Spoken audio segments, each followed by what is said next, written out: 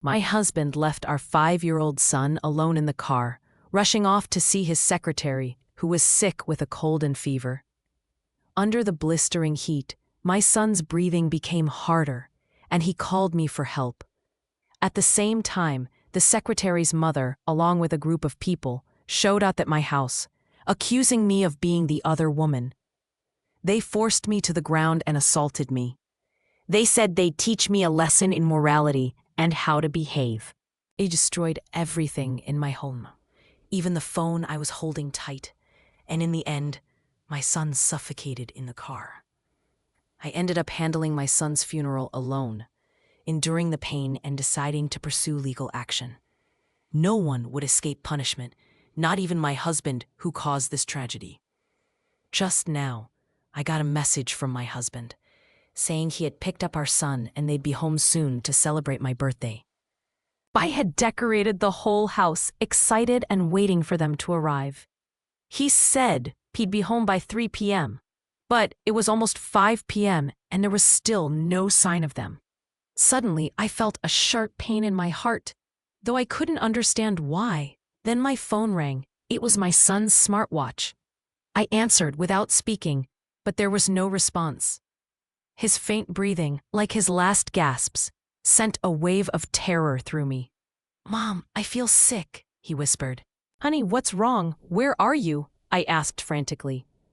"Dad's car. I'm inside. He's gone." My heart pounded as I gripped the phone, checking his location.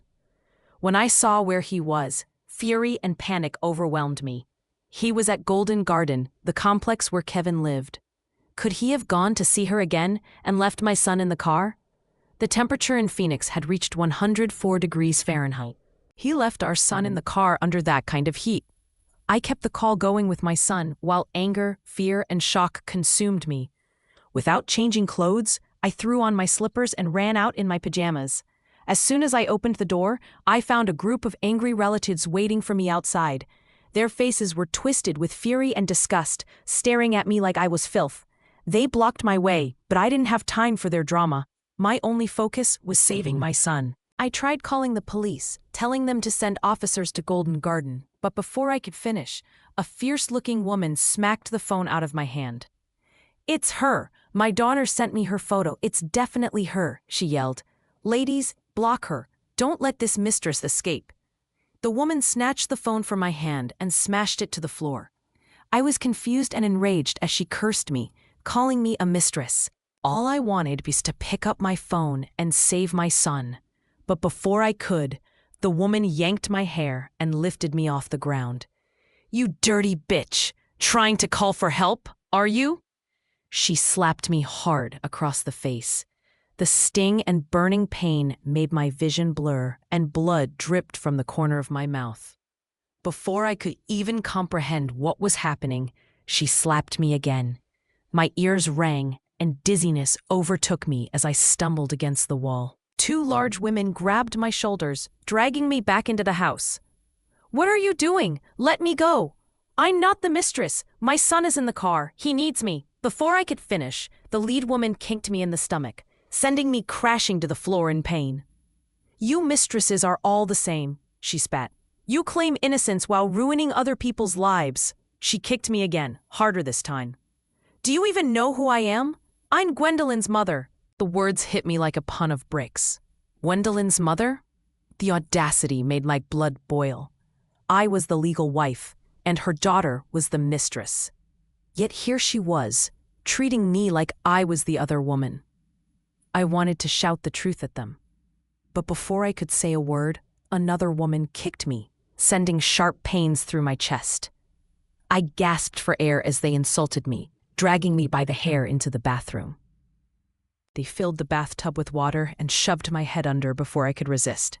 I struggled as water filled my nose and mouth, choking and gasping for air. They laughed at my suffering, enjoying every second of it. Gwendolyn's mother gripped my hair, slapping my face. My mind raced back to my son, still locked in the car. I begged them, desperate. "Please, let me go. My son is locked in the car. He needs me." But all they did was laugh at me, thinking I was trying to trick them. They closed the door, locking me inside. My phone lay just outside the door, but I couldn't reach it. I cried in desperation, clawing at the floor until my fingernails broke and bled. Meanwhile, my son was still alone in that car, waiting for me. I thought back to Gwendolyn and Kevin. They'd been having an affair for 3 years. Once, I had taken lunch to Kevin's office. Through the glass door, I saw Gwendolyn lifting her skirt and unbuttoning her blouse, getting way too close to my husband as they laughed and chatted. I confronted Kevin about it, furious, but he dismissed it, calling me jealous and petty.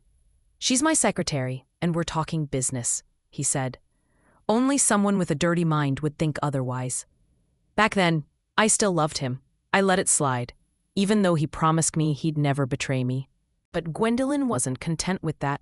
She added me on Instagram, constantly posting ambiguous pictures with Kevin, showing them to me but hiding them from him. She wanted to provoke me, to push me to give up my marriage. And now here I was, being attacked by her mother and her friends, unable to reach my son. They trashed my house, slashing the leather sofas, smashing appliances with metal rods. They even broke priceless porcelain vases I had collected from China. Their mocking laughter echoed through the room as they destroyed everything I owned. I knelt on the floor, watching helplessly, knowing my son needed me more than ever. But all I could do was scream in despair. I looked up at the security camera feed. Every one of their crimes was being recorded. Breaking into my home, assaulting me, and delaying my chance to save my son's life. Any one of these crimes alone would land them in serious trouble. If anything happens to my son, none of them, including that damn Kevin, will be able to escape justice. My only hope now was that some good-hearted person might pass by and hear my son's cries for help. If someone could break open the car and save him, I would be forever grateful. Watching the women becoming more frenzied as they destroyed my things, I calmly warned them, "You have no idea how much this stuff is worth. You'll have to pay for every bit of damage. After this, I'll call the police, and none of you will get away with it." I thought my words might scare them into stopping. Instead, Gwendolyn's mother, holding a pair of scissors, smirked at me. "Who do you think you're scaring, bitch?" she sneered. "Everything here was bought by my future son-in-law. I can smash it all, and he wouldn't even care." She moved closer, her grin twisted with jealousy.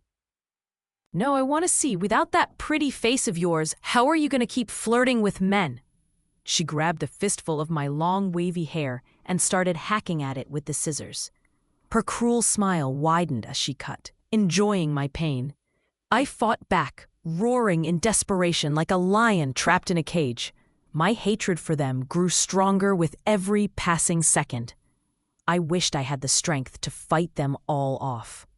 "Don't just stand there. Go ransack her room, tear up all her clothes," Gwendolyn's mother barked. The other women, excited by her orders, rushed into my bedroom. A deep sense of dread washed over me. Before she passed, my mother had given me a golden bracelet, a family heirloom that had been passed down through generations. I had kept it safely hidden in a box inside my wardrobe, hoping it would remain untouched. But one of the women found it. In a shaky voice, I begged, "That was my mother's heirloom. Please give it back." Gwendolyn's mother spat at me. "Like mother, like daughter," she said with disgust. "Only a woman like her could raise a child like you." She picked up the golden bracelet, and before I could even scream, she threw it to the floor, smashing it into pieces. The shattered bracelet scattered across the room, the fragments glinting in the light. Tears streamed down my face, falling onto the curls they had chopped off. I asked myself, why? I've lived a good life, never hurt anyone, and even dedicated myself to charity. My mother was even recognized as a national hero for her work as an entrepreneur. She gave me that bracelet, telling me to pass it down as a symbol of our family's legacy. The bracelet had been a gift from the mayor to one of our ancestors who helped displaced refugees. It represented the spirit of compassion and empathy in our family. Now, it lay shattered on the ground, while they laughed like it was nothing. My heart ached. My fingers, stained with blood, gripped the floor as I tried to hold back my rage. But Gwendolyn's mother wasn't done. She walked over, scissors still in hand. "Let's carve cheap into your face, so everyone knows what kind of woman you really are," she said with malice. I opened my bloodshot eyes and glared at her like a venomous snake. For a moment she hesitated, startled by my stare, then slapped me hard across the face. "You filthy wretch, you think you can scare me?" she spat. She raised the scissors to my face, ready to begin carving. "Stop! Drop the scissors or we'll shoot!"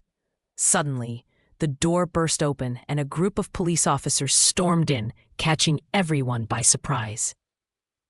When the police burst in, one of the officers immediately spotted Gwendolyn's mother holding a pair of scissors aimed at me. He quickly drew his gun, pointing it at her. In that moment, I remembered that I had dialed 911, but before I could explain, they had knocked my phone out of my hand. Everything, their conversation, the sounds of them hitting me, was recorded and had likely alerted the police that I was in danger. Seeing the uniformed officers, I broke down in tears. Startled by the police, the women let go of me. Freed, I staggered to the corner to retrieve my phone, only to find my son's silence was still deafening. "Please, you have to save my son first," I cried out, panic rising in my voice. The police, sensing the urgency, quickly radioed their colleagues at the nearby precinct for backup. Gwendolyn's mother, now realizing the gravity of the situation, dropped the scissors, her face going pale. But it didn't take long for her to regain her composure. "Officer, we're not in the wrong. This woman is a homewrecker, ruining my daughter's relationship with her fiancé. I'm just here to teach her a lesson for her parents." Others chimed in.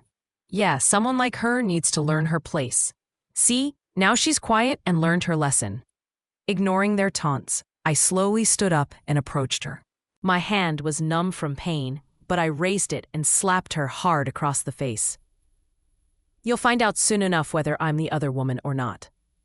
This incited Gwendolyn's mother to march toward me in anger. Without the others to hold me back, I was finally able to lift my foot and kick her down. The others were about to escalate the chaos, but the police quickly intervened. "Officer, you can't support this troublemaker. You need to arrest her." Arrest me? I almost laughed at their stupidity. So, they did understand some laws after all. But I wasn't in the mood for their nonsense. My son was still missing. As I prepared to leave to find him, my phone rang. The police urged me to answer. It was a call about my son, and my heart raced with anxiety. "Ma'am, I'm sorry, but the child is no longer breathing." That brief sentence felt like a dagger stabbing through my heart. Pain paralyzed me, making it hard to breathe. Tears began to flow uncontrollably. "Ah, my darling, don't do this to me." I collapsed onto the ground, wailing in anguish. Suddenly, the chaos around me quieted. The crowd exchanged worried glances, confusion spreading through them. They began to realize my cries were not empty words. My son was trapped in a car, waiting for me to save him, while they had obstructed my efforts and even knocked my phone from my hand. "What should we do now? Is it true?" one of the women asked, her voice trembling. Gwendolyn's mother hesitated, panic flickering in her eyes, but her arrogance remained. "It's her fault for not explaining herself earlier. If the child is dead, he's dead. A mistress's child is still a bastard, unworthy of sympathy." Her callousness shocked even the police officers present, who looked at her with disgust. "Don't blame me for being ruthless." I shot back, raising my head to glare at Gwendolyn's mother like I was a vengeful deity. "Let's see if you can maintain that righteous indignation later," I said coldly. I retreated to my room, opening the drawer and pulling out our marriage certificate. With heavy steps, I walked back toward the crowd and unfolded the document. "Look closely. We are legally married. It's your so-called darling daughter who is the real homewrecker." Gwendolyn's mother's expression shifted to one of fear as she backed away, terror written across her face. She knew Kevin and I were legally married. Yet, she had the audacity to accuse me, trying to force me into a divorce so Gwendolyn could claim the title of the president's wife. Her greed fueled my anger. I couldn't overlook it. The remaining women stared wide-eyed as some rushed closer to get a better look at our wedding photo. When they recognized the truth, panic swept through them. Congratulations. Remember, you're being punished today because of her.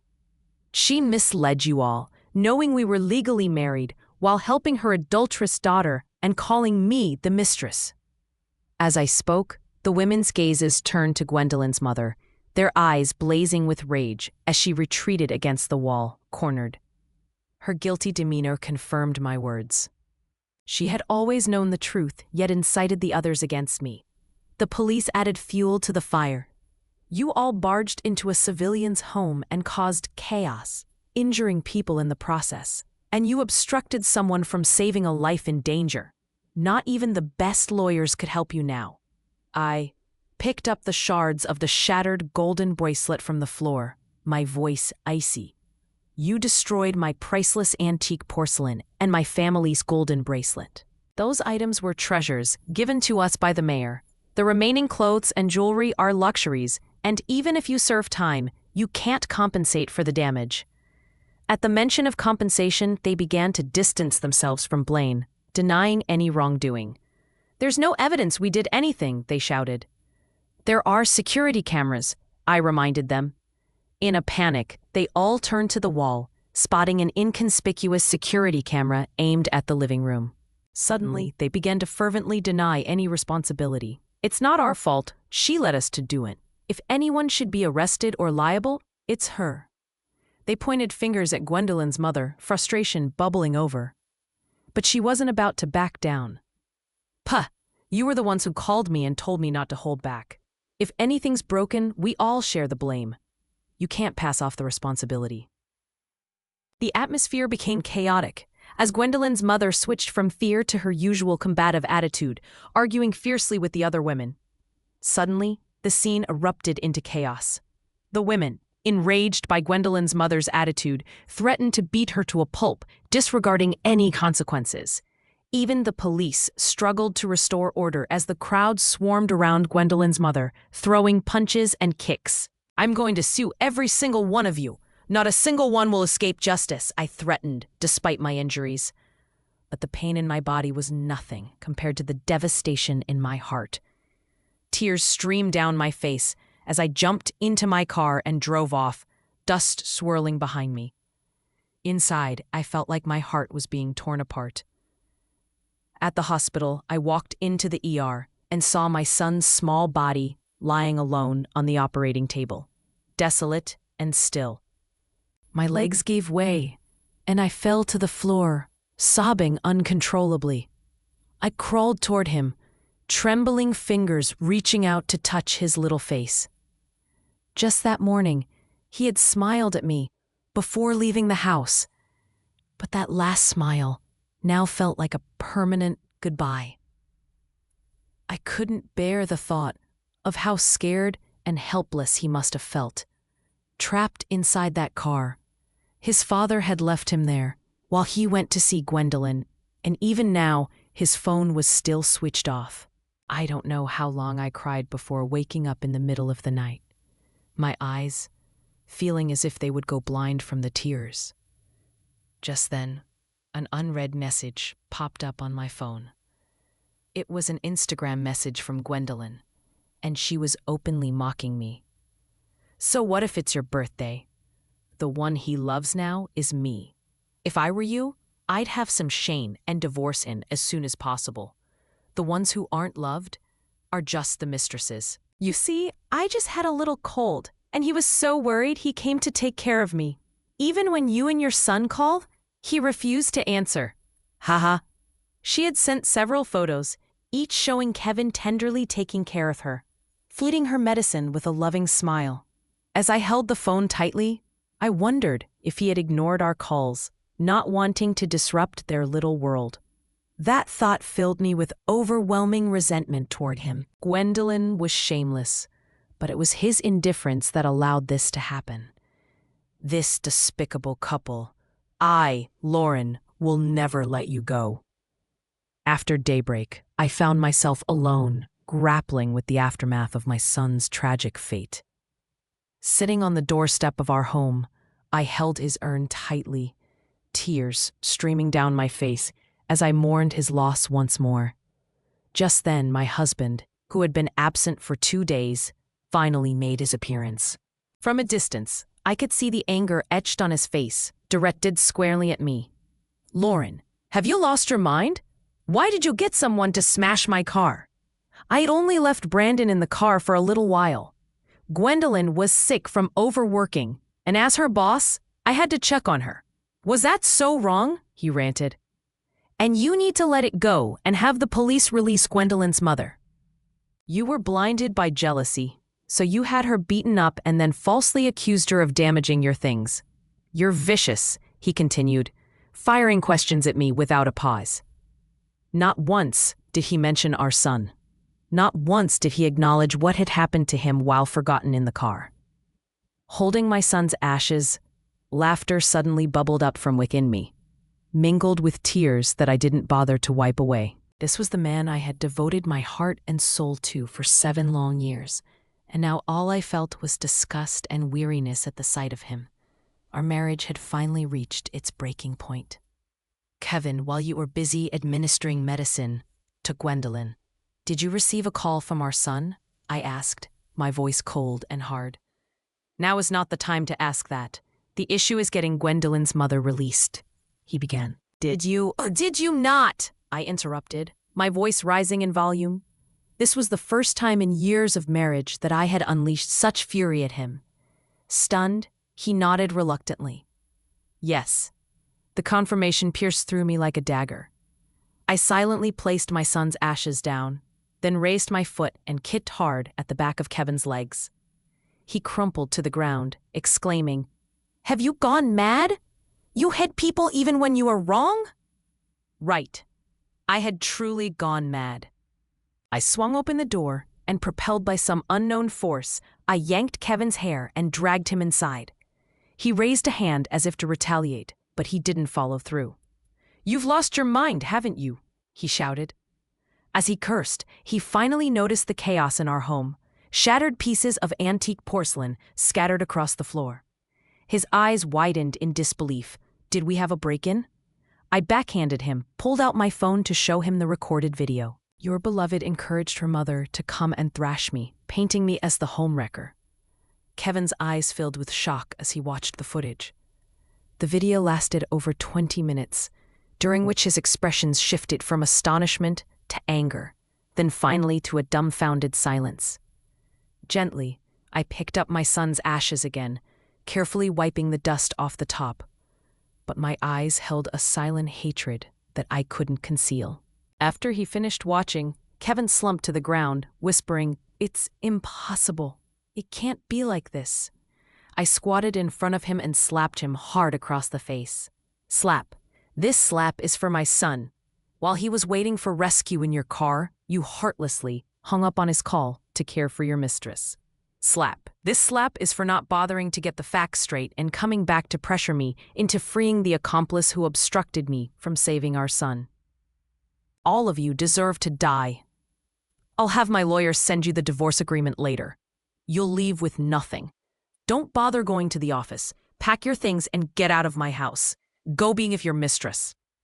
After delivering those sentences, I set my son's ashes down, grabbed my bag, and headed for the door. Kevin lunged at me, trembling hands gripping my back, his entire body shaking as he began to cry. But his tears didn't matter to me. I quickly pulled a small knife from my bag and stabbed it into the back of his hand. The pain forced him to release me. Since the last time I had been beaten, I always carried a small knife for self-defense. Blood dripped from his hand as he kneeled on the floor, begging me not to leave. "Wife, I know I was wrong. Please, let's not divorce. I'll fire Gwendolyn immediately and cut all ties with her. I want to apologize to you and our son." His apologies meant nothing to me. I called a housekeeping company. Since he refused to leave, I would help him out. I would never want this man again. He could go find someone else to love. I still had to head to the police station. Gwendolyn's mother was still waiting there. Kevin remained on the floor, curled up and weeping bitterly. It didn't matter whether his tears stemmed from true regret or the despair of losing his wealth. neither warranted forgiveness from me. At the police station, I spotted Gwendolyn, her eyes red from crying. She noticed me and stormed over, her face contorted with rage. "Lauren, your son's death was an accident. It's not my mother's fault. And about the broken items? Those belong to Kevin. He said he won't press charges. You don't have the right to interfere." Faced with Gwendolyn's shameless provocation, I marched over and kicked her down. The women around us expressed their disgust, finally recognizing the true nature of Gwendolyn. Their anger simmered further when they realized they had been mere pawns in her mother's scheme, contributing not only to the death of a child, but also assaulting his rightful mother. A glance at Gwendolyn's mother revealed her swollen and bruised face, several teeth missing. If not for the police intervention, she might have been beaten to death. With Gwendolyn backing her, however, she had regained some arrogance. "Call Kevin. Tell him to come and take us away. She thinks she can hold on to him by refusing to divorce and seize his property," she spat, showcasing her bravado. Just then, the police chief approached, addressing me with the respect I had earned in this city. Everyone familiar with local society knew my mother's reputation. Following in her footsteps, I had built a name for myself and was determined to honor her legacy. Follow the legal process. She intentionally inflicted harm and obstructed assistance to the injured, constituting premeditated homicide. The death penalty will be imposed. Additionally, others will face charges for property damage. Those responsible will have to compensate. If the mother cannot, her children will take on the burden until the debt is settled. Had my son survived, I might have shown leniency. But he was gone, and my compassion had dissipated.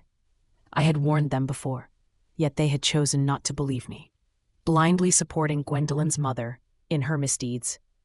Now they had to face the consequences of their actions. A warning for all not to follow the crowd mindlessly. My words hit the crowd like a bombshell, igniting panic. They pleaded for mercy, shifting the blame onto Gwendolyn's mother. Everyone begged me to spare her, except for Gwendolyn and her mother, who remained obstinate. "Pfft, what's there to fear when Kevin arrives? We won't have any issues," Gwendolyn taunted. I had no interest in engaging with her. My questions would wait until Kevin arrived. Soon enough, Kevin walked into the police station, his expression grim. Gwendolyn and her mother rushed towards him with false flattery, only to receive a sharp slap from him. He even gripped Gwendolyn's mother by the neck, creating an incredibly tense scene. "Kevin, let go of my mom. She's the one who deserves to be hit," Gwendolyn exclaimed, her face cold with fury as she pointed at me. "It's all this vile woman's fault. She's the one dragging things out, refusing to divorce you, and ruining our lives. Shut the hell up. She's the woman I love the most. I will never divorce her." With that, Kevin slapped Gwendolyn again, leaving her speechless and stunned. "My son was killed because of your foolish, arrogant mother, and she must pay for it with her life." His desperate shout left Gwendolyn stunned, too frightened to speak. Things were spiraling out of her control, and she began to fear the wrath of Kevin. Her mother turned pale, but thankfully the police stepped in just in time to restrain her. She was the instigator all along, yet pointed fingers at everyone else. I sat back in a chair, watching the drama unfold among the three of them. "Have you all finished? If so, it's my turn." My top-notch lawyer arrived, presenting a pre-drafted divorce agreement to Kevin for his signature. "You wanted a divorce, didn't you? I'm granting your wish for you two star-crossed lovers. I don't care if you refuse to sign." The last part was directed at Kevin, implying that he had no choice in the matter. I was curious to see if Gwendolyn would still claim to love Kevin once his power and wealth were stripped away. "No, honey, I don't want a divorce. I love you, and I haven't even made amends to you yet." Kevin knelt before me, breaking down in tears for the second time, an unusual sight for his typically aloof demeanor. Gwendolyn reached out, trying to pull him up. "Kevin, don't do this. Don't kneel. She's not worth it." "I'll stay with you in the future, never leaving or forsaking you," Kevin cried. He snatched his hand back angrily, pushing her away. "Get the hell away from me." The crowd's insults grew louder, all directed at Gwendolyn and her mother. If I could get out, I'd beat this shameless mother and daughter to death. Damn it, a plague on them. They deserve to drop dead. She's a disgrace of a mother raising such a child. Spate, what a disgrace. Now it's good. We've all become accomplices to a death sentence. Let's go, Beto to death. Suddenly, chaos erupted. Everyone charged forward, aiming to unleash their fury on Gwendolyn's mother. Simultaneously, they begged me for mercy, some even kneeling in hopes of leniency. If the police hadn't intervened, Gwendolyn and her mother would have surely faced a beating to death. Up until now, the arrogance on Gwendolyn's mother's face had vanished, replaced by visible fear as she cowered behind her daughter. She was experienced enough to realize that Kevin truly didn't love her daughter. However, faced with the threat of losing everything, she was reluctant to let go. I could see through her facade and sneered. The company isn't owned by the Walkers, but the Hughes. Kevin is merely an employee of mine. Without me, Lauren, he's nothing. My words left Gwendolyn and her entourage utterly shocked. What? Kevin chimed in. Yes, I'm just managing the company for my wife. The authority lies in her hands. Gwendolyn and her crew looked ashen, particularly her mother, who trembled on the ground. She suddenly looked up at me, crawling over like a dog, and bowed down, adopting a humiliating demeanor. Miss Hughes, I made a mistake. Please spare me due to my old age. You have a mother too. If she made a mistake, wouldn't you want others to show her mercy? As soon as she mentioned my mother, I slapped her across the face. How dare you compare yourself to my mother? She's a philanthropist, while you're a miscreant. Don't think that being old gives you the right to act however you wish. I'm telling you, stop dreaming. The last person I'm likely to forgive is you. I had no intention of wasting any more time. With a swift kick, I pushed her away. She crawled back to me, clinging to my legs, wailing and begging for mercy. Several officers came over and pinned her down, but she continued to struggle and plead, yet I remained unmoved. She lay on the ground, acting like a shrew, thinking she could evade consequences this way. Under the law, they've committed a crime by preventing others from rescuing and causing a death. They could face the death penalty, the lead lawyer stated. To ensure they believed him, he pulled out the penal code and showed it to everyone. Only then did Gwendolyn's mother realize she couldn't escape her fate. She took all the blame, insisting it had nothing to do with her daughter. Eventually, the police took them all into custody, where they would await their reckoning. Gwendolyn's eyes were swollen from crying. When she looked at me, they burned with hatred. Just wait, there's more to come, I said, unfazed. Fruit doesn't fall far from the tree. The debts your mother incurred will become yours to repay. Gwendolyn bit her lip so hard it drew blood. How would she ever repay the hefty compensation? I had done my own research. Those involved were all scum, constantly gossiping and laughing at others behind their backs. The two girls who lived next door had died due to the defamatory rumors these women spread. Given her lack of power and status, Gwendolyn couldn't even help their grieving parents lodge complaints against these women. But now they had provoked me, and I would seek justice for the two deceased girls. Let the truth come to light and clear their names. After dealing with these people, it was finally Kevin and Gwendolyn's turn. He refused to sign the divorce papers, so I took him to court. Every day, he knelt outside his house in repentance, but I was unmoved. He thought that with time I would eventually forgive him. But today's Lauren was not the same as yesterday's. It didn't matter to me if he knelt until his legs were crippled. On the day of my son's burial, a drizzling rain began to fall. I didn't allow Kevin to mourn for his son. Bodyguards stopped him outside as he cried and shouted in desperation. He bowed his head, pleading for me to let him go, but I remained indifferent. Lauren, if you let me go see my son, I will agree to divorce you. I couldn't help but laugh at the absurdity. Our son was already dead, yet he still used him as a bargaining chip. If he truly loved our son, it would have been impossible for him to forget him in the car. All I can say is that he had feelings for Gwendolyn, but in my view, his remorse is more because he couldn't bear losing his wealth. With the evidence of his infidelity in my hands, coupled with my own power, there is no way he could lay his hands on my money. Throw him out. I'm afraid he'll soil my son's ground. The bodyguards lifted Kevin and carried him towards the garden's exit, his hysteria ongoing. After leaving the cemetery, I put on sunglasses to cover my swollen eyes and drove back to the company. Gwendolyn was still at work. Upon seeing me, she bit her lip and fought back her tears, her fists shaking with the effort. I know she's holding it in. Pack your things and leave the company. Humph. I'll go then. Without Kevin around, I don't want to stay here and work for you. There are other big companies waiting for me to join. Head held high, Gwendolyn turned and left like a proud poodle. I couldn't help but laugh.